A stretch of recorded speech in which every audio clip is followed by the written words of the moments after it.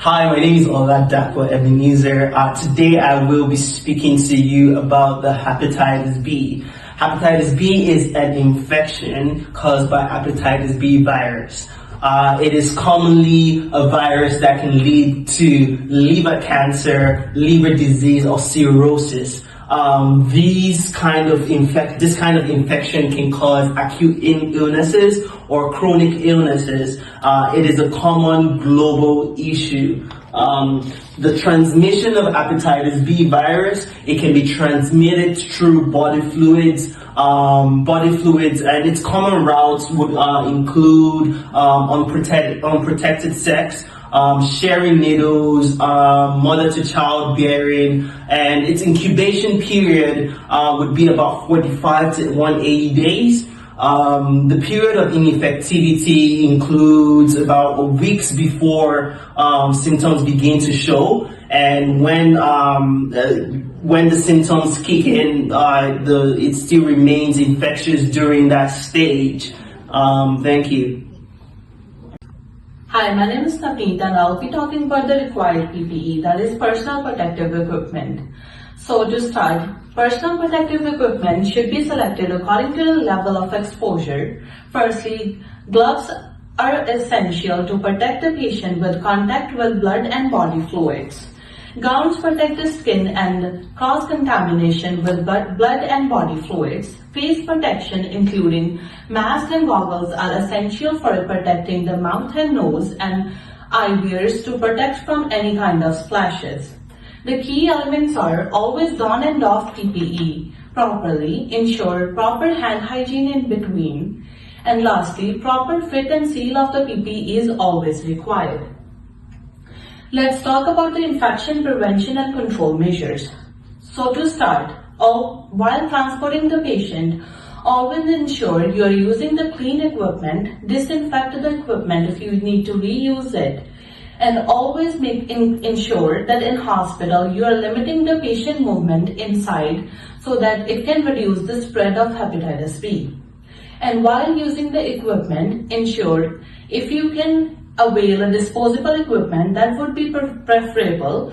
Moreover, in case you need to reuse the equipment, always disinfect it to prevent cross-contamination. Lastly, patient and visitor education is essential. Always ensure to educate patients about the vaccinations, about the ways that the hepatitis B can be spreaded, and explain them the proper use of PPE and hand hygiene. Now let's look at the relevant treatments.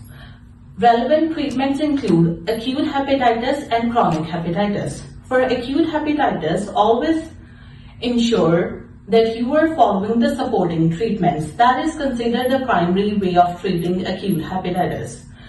The patient should be getting adequate rest, nutrients, and proper food. For chronic hepatitis, there are several antiviral medications that can be used. Lastly, I would say that ensuring the lifestyle and dietary changes are essential for the prevention of hepatitis B virus. Always ensure the adequate use of proper fruits, vegetables. Proper diet plan should be followed to avoid. Okay, so my name is Uremu and I'm going to be presenting the slide on the nursing intervention. One of the nursing problems is the risk for infection.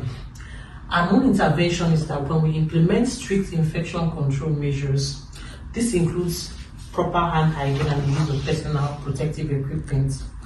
The rationale behind this intervention is to reduce the risk of transmitting the virus to healthcare workers and to other patients. Another intervention will also be to educate the patients and as well as their family members about the transmission and the prevention, and also the importance of taking the vaccine for close contacts. This rationale will help increase awareness and adherence to the preventive measures reducing the spread of the hepatitis B virus. A second nursing problem is the impaired liver function. An intervention to this problem is to monitor liver function tests and also to report any significant changes in the patient. The rationale behind this is to allow for early detection of liver damage and timely intervention to prevent further deterioration of the patient.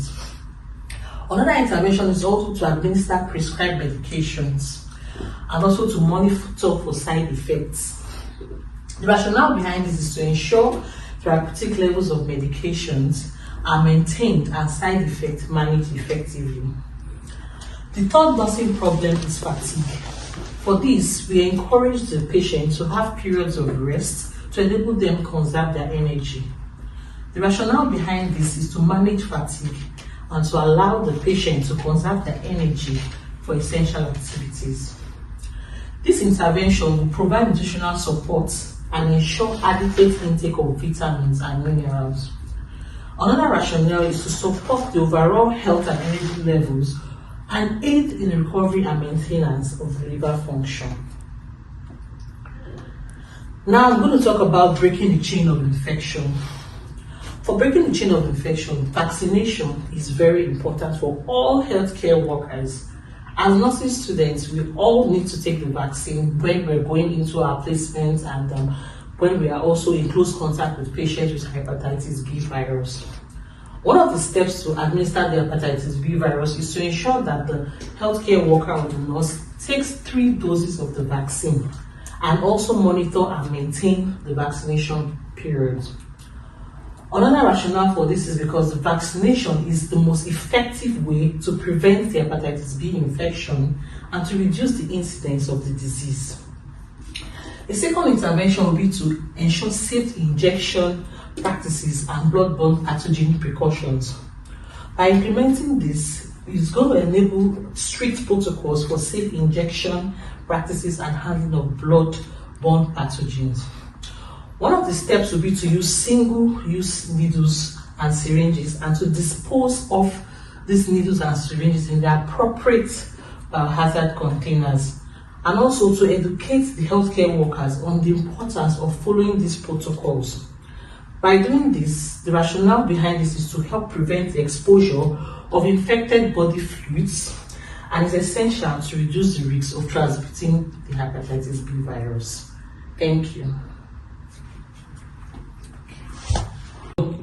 Hello, good afternoon. My name is Samal Philip Raju. Today we are going to look at preventative measures and vaccination for hepatitis B. So one of the best measures to prevent hepatitis B is by taking the vaccines. So we have a different age group for taking the vaccines. Would be from birth or being an infant up until age 11. You are given a dose 1. Which is first come, first served, and you can take a second dose within a 4 to 6 months period.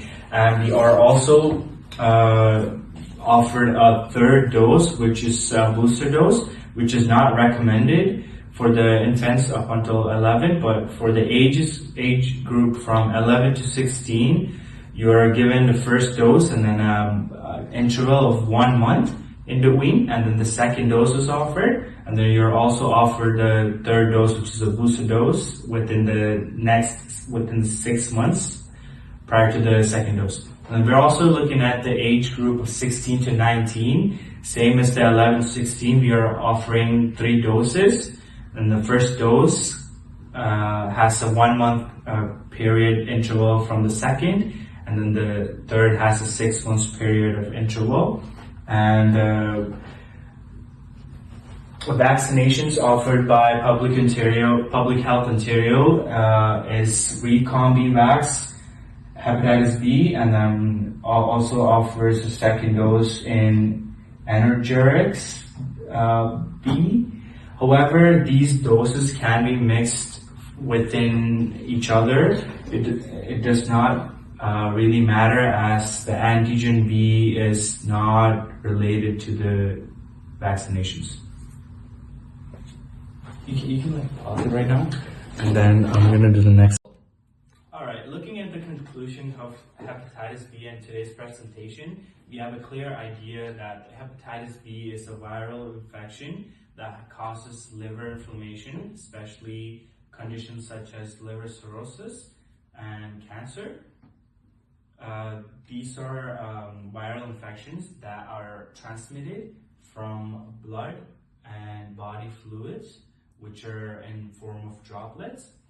So the nursing role in scenarios or situations like this is to educate the patient regarding the infection control and definitely monitor for complications within the incubation period or whenever the doses of vaccines are offered.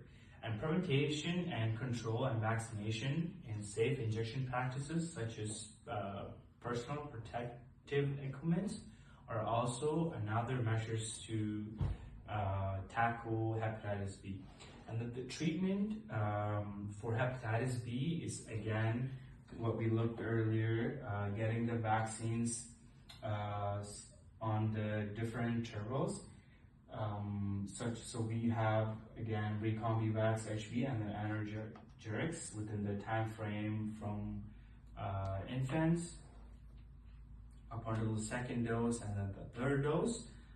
Even if you mix up the dose and miss the period for taking the second or the third dose within the 1 to 6 months time frame, you can still go back and get the follow-up vaccine. You don't necessarily have to start over. But that's the whole idea of vaccines and preventative measures of hepatitis B. Thank you.